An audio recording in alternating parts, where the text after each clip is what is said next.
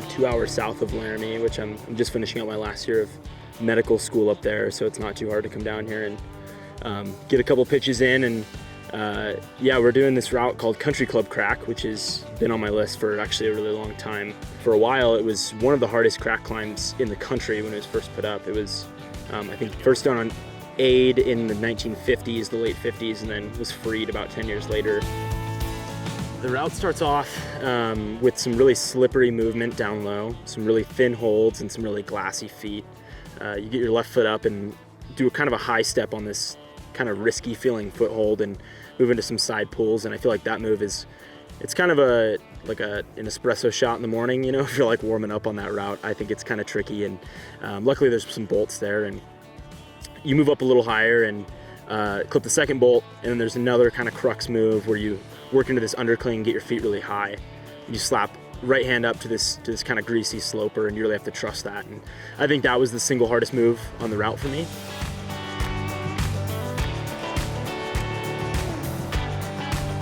And once you get past that section, really it's you get a nice rest, and then there's just some lie backing. Pretty easy hand and finger crack section until you get to the first anchor. But a lot of people break it up into 2 pitches, but I think the best way to do it is just ground up about 140 feet. It's just pretty wild to imagine these guys going back and doing it in some, like, you know, mountaineering boots or like really poor climbing shoes, and hexes and stoppers for protection and pins. And so yeah, it's just a phenomenal route. It's been on my list for a while, and so I'm stoked to get out here and do it.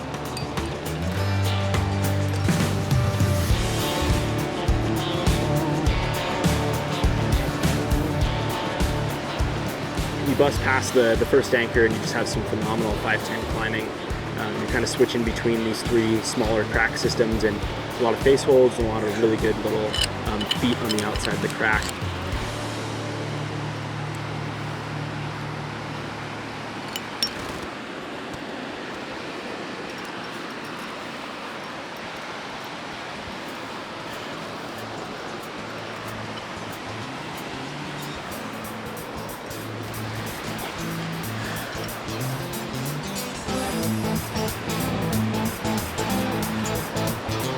Move up into a section where it tapers down to 2 cracks with really great hands and some thin hands mixed in there too. Right, takes you right underneath the roof.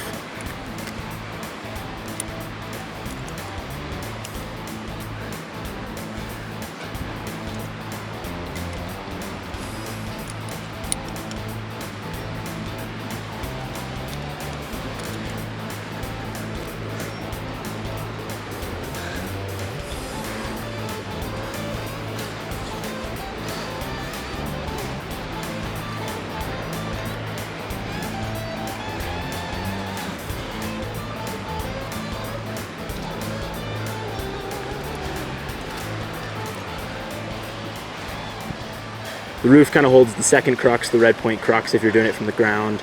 The feet are just really, really slippery there, and it's a little awkward. And you kind of move up and through that, and you undercling it, and you're just like pacing your feet on this really glassy foothold.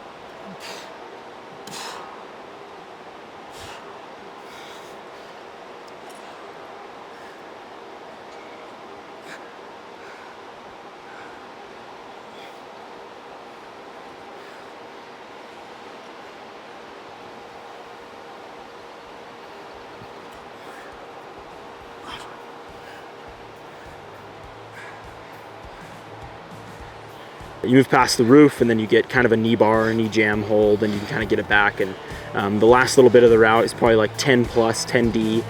It's just kind of a little bit slippery, and you're kind of pumped by then. It's just like kind of some finger crack before stepping right on some face holds to finish it off. And you kind of just end up at the top of 140 feet of phenomenal 511 crack climbing.